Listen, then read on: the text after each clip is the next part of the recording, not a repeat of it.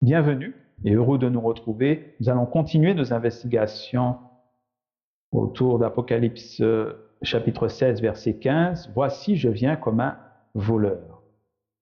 Dans cette vidéo, nous allons voir le lien qu'il y a entre le temple céleste et la cité céleste, et aussi que le Seigneur, dans sa miséricorde, avait averti les disciples de cette époque, c'est-à-dire de la période de 1844, qu'il viendrait comme un voleur.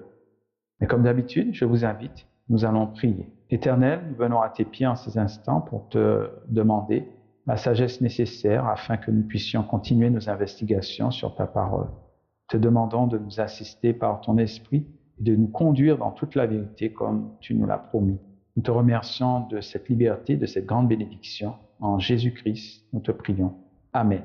Dans la vidéo précédente, nous avons vu que grâce à l'amour, c'est-à-dire l'amour de la vérité, un petit nombre de croyants adventistes est entré avec Jésus dans la cité céleste, revêtus des habits de noces en 1844. Nous lisons dans Matthieu 25, verset 10, « Pendant qu'elles allaient en acheter, l'époux arriva, celles qui étaient prêtes entrèrent avec lui dans la salle des noces et la porte fut fermée. » Donc, ici-bas, sur Terre, William Miller et ses compagnons, eux, n'ont pas reçu cette lumière au sujet de l'entrée de Christ dans la cité céleste. Lui, il s'était plutôt investi sur la grande chaîne prophétique des 2300 soirs et matins, que l'on retrouve dans Daniel 8, verset 14. Pour lire ensemble. Et il me dit, 2300 soirs et matins, puis le sanctuaire sera purifié. Donc, cette grande prophétie attire notre attention sur le sanctuaire, ou le temple. William Miller, lui, il croyait que la terre représentait le sanctuaire. Donc, que lorsque Jésus viendrait au terme des 2300 soirs et matins, il viendrait pour purifier tout simplement la terre. Et c'était la compréhension qu'il avait communiquée aux autres. Mais les croyants qui, eux, plus tard, entrèrent dans la salle des noces, ont compris que le temple était nécessaire parce que c'est là qu'on se préparait pour entrer dans la cité céleste. Et ça, c'est plus tard qu'ils l'ont compris. Tandis que William Miller, lui, il avait la bonne carte, c'est-à-dire il devait se diriger vers le temple pour avoir la préparation nécessaire afin d'être prêt pour entrer dans la cité.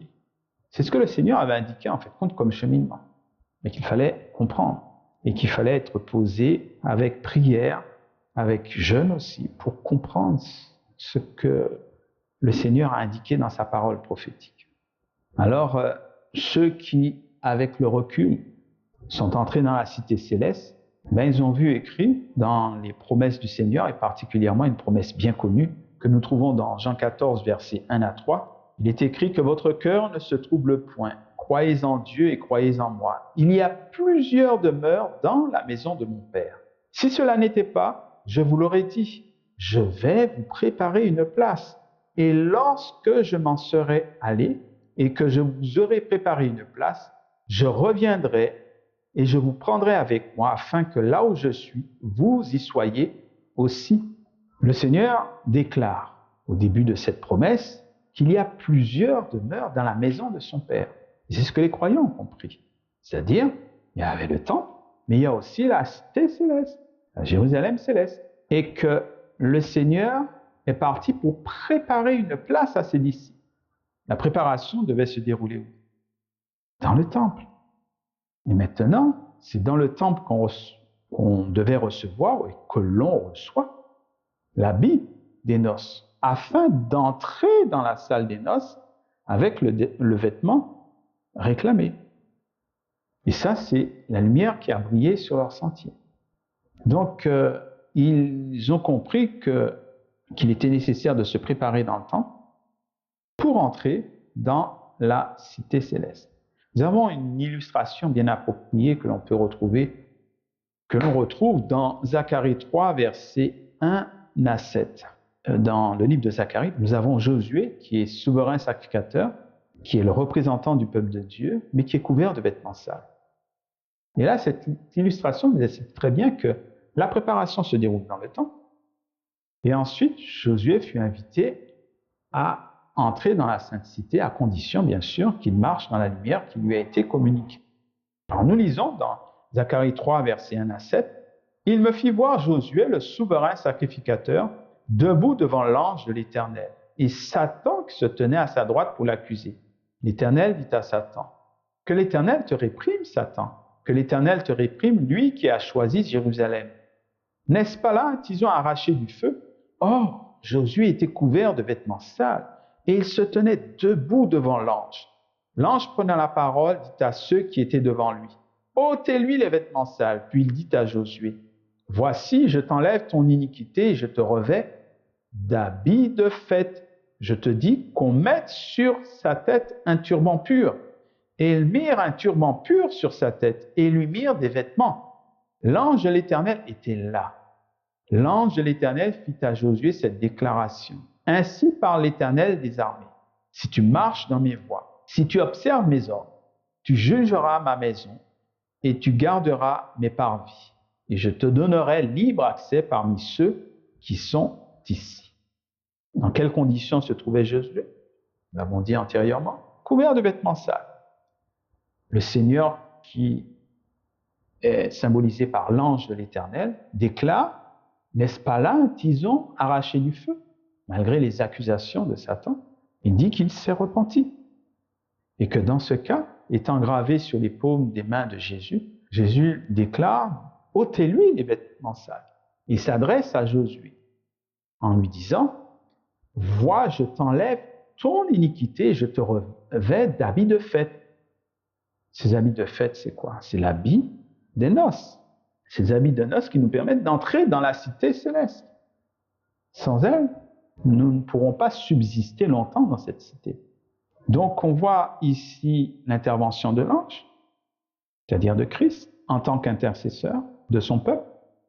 Et il déclare à Josué, lorsqu'il lui revêt de ses habits de fête, il pose une condition. Si tu marches dans mes voies, si tu observes mes ordres, donc il lui donnera libre accès ici. C'est-à-dire qu'il a la possibilité de pouvoir demeurer éternellement dans la cité céleste. Magnifique révélation. Et c'est ce que les croyants de 1844 ont compris. Ils ont compris qu'il y avait une harmonie entre le temple céleste et la Jérusalem céleste. Ces lieux étaient indissolublement unis dans notre préparation pour le ciel.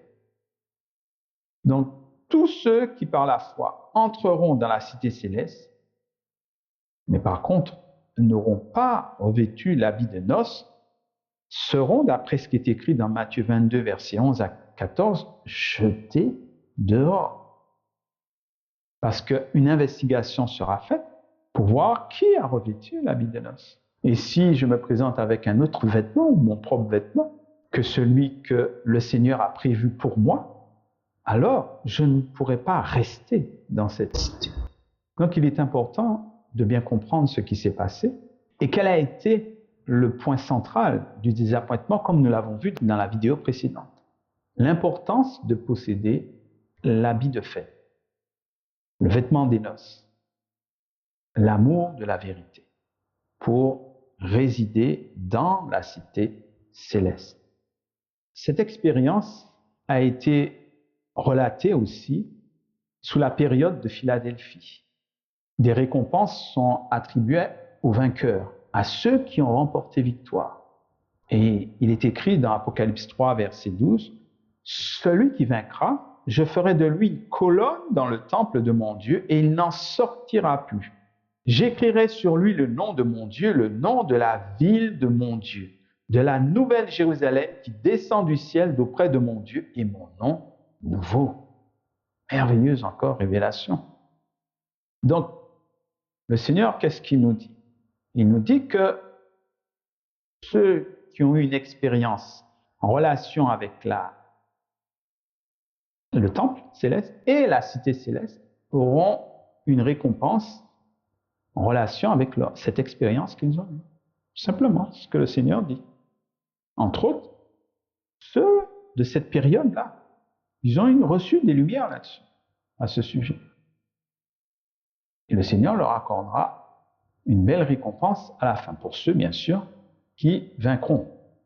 Lorsqu'on regarde un petit peu auparavant, dans la période de Sardes, on voit que le Seigneur avait averti ceux qui se trouvaient ou qui allaient évoluer dans la période de Philadelphie qu'il viendrait comme un voleur et qu'il fallait qu'ils se préparent pour ne pas être surpris de l'avènement de Christ. Dans Apocalypse 3, verset 3, il est écrit « Rappelle-toi donc comment tu as reçu et entendu, et garde et repens-toi. Si tu ne veilles pas, je viendrai comme un voleur, et tu ne sauras pas à quelle heure je viendrai sur toi. » Ceux de Philadelphie ont été avertis à l'époque de Sardes que le Seigneur viendrait comme un voleur. Il fallait qu'ils soient revêtus de vêtements blancs, de vêtements de noces. C'est pourquoi il était invité à veiller, à prier et à avoir ce vêtement. Donc à se préparer. Et le Seigneur, comme nous l'avons déjà dit, avait indiqué le moyen de préparation pour que nous puissions être en mesure d'accueillir notre Seigneur venant de la cité céleste ou entrant à ce moment-là dans la cité céleste. Et ça, c'est merveilleux. Le Seigneur nous a montré une parfaite harmonie entre le temple et la cité. Et il ne s'arrête pas là, parce qu'il nous montre que les promesses qu'il fait s'étendent jusqu'à nous, particulièrement sur la période de Philadelphie. Parce que nous lisons dans Apocalypse 3, verset 10, il fait une nouvelle promesse pour ceux qui garderont ses paroles, les paroles, il est dit, de la persévérance. Nous lisons, « Parce que tu as gardé la parole de la persévérance en moi, je te garderai aussi à l'heure de la tentation. Il va venir sur le monde entier pour éprouver les habitants de la terre. » Donc le Seigneur nous parle de qui? De ceux qui vivront au moment imminent du retour du Christ. Et les habitants de la terre seront éprouvés à l'heure de la tentation. Dans la prochaine vidéo, nous verrons ce que signifie l'heure de la tentation. Le Seigneur nous aide à bien comprendre, à réfléchir et à voir que à cette époque de 1844, le peuple de Dieu était averti qu'il viendrait et qu'il allait les surprendre et que ses paroles et ses promesses qu'il a déclarées s'étendent jusqu'à nous. Aujourd'hui, nous qui sommes parvenus à la fin des temps. Que Dieu nous aide et nous bénisse. Amen. Éternel notre Dieu, nous te remercions de ta bonté, de ta grâce et de ces enseignements précieux que tu nous as laissés et qui nous aident avec un peu de recul à comprendre notre histoire, l'histoire sacrée qui nous a été relatée, de telle manière à ce que nous puissions nous positionner et exercer la foi nécessaire dans les temps que nous vivons et nous préparer en vue de la venue du Fils de l'homme sur les nuées des cieux, mais particulièrement pour que nous puissions faire face à cette grande tentation qui va éprouver les habitants de la terre. Merci de ta bonté, merci de nous préparer pour cela. Nous te prions en Jésus-Christ. Amen.